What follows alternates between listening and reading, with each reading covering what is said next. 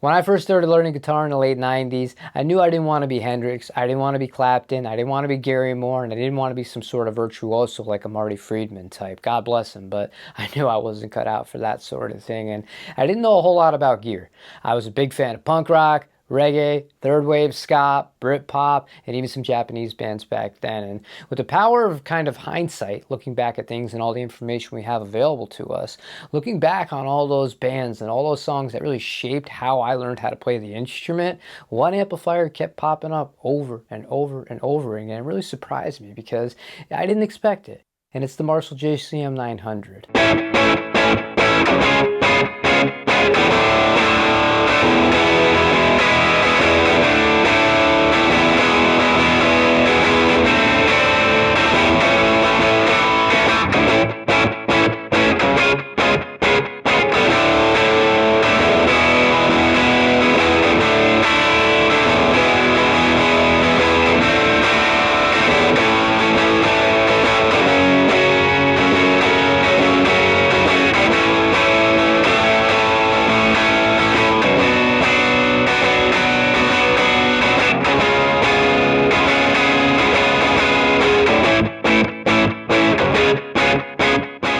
Now, I'm not positive if Noel Gallagher was using a JCM 900 for that exact song that was recorded at Digby's Dinner, but after that, it became a mainstay and an amplifier that he used for so many hit songs. And to me, that's what I associate with like the traditional Marshall sound. Just a normal channel with the gain cranked up on it. Sounds fantastic. No pedals needed. You get a nice sort of British sound.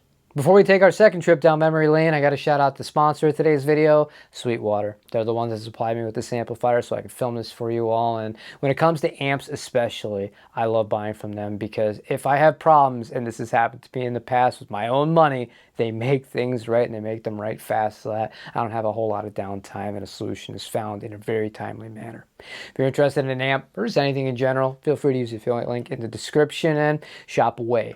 But into the next clip, I only have one word to preface it with, and that is basketball.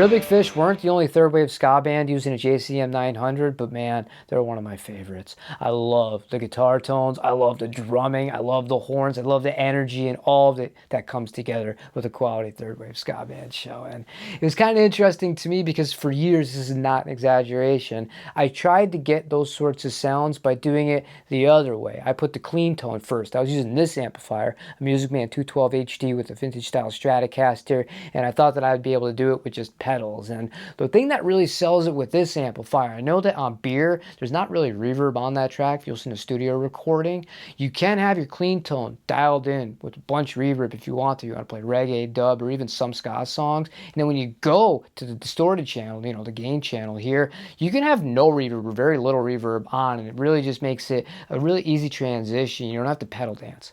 Now, I don't know about you, but I really don't like pedal dancing. So having independent reverb controls on each channel, that's a big plus for me.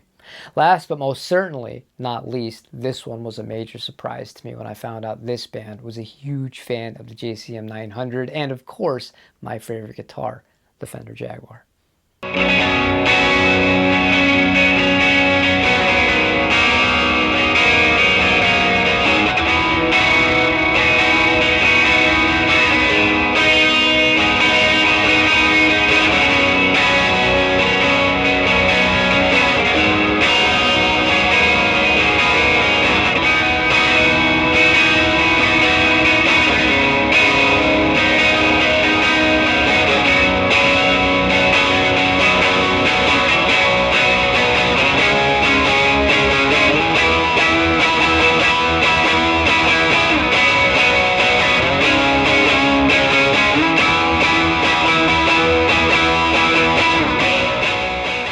I love that song and so many others by My Bloody Valentine. Kevin Shields is such an inspiration to me because he has this totally unique sound. He's got this awesome, unique technique between the glide guitar and all this sorts of stuff. And the way that he makes this amplifier work is genius. He does do a lot of ambient stuff, and the fact that this has an effects loop on it, when you do want to have a big reverb, we were using the Strymon Big Sky MX for a big sort of ambient style verb there during that song, easy. Really clean. And then you could put something like a chorus in front of the amp. I was using a Juliana. Gain comes from the amplifier itself. The rest comes down to your hands. Now, I know that there's a lot of Marshall purists online that don't think very highly of the JCM 900, but the way I look at it is, and this was really educational for me in my build up to kind of making this video and doing my research on who actually used this amplifier and what songs they were used on, it showed up everywhere because it did work in so many situations. And the music that came out, nobody cared what the gear was. It was good music. They were good tones. It sounded great. So in my book, JCM 900, it's a great amplifier. Whether it's your cup of tea, that's up for debate. But you have to at least give the tip of the cap to the fact that the thing really does its own thing. Thanks for making it to the end of today's video, and thanks again to the sponsor, Sweetwater, for making it possible.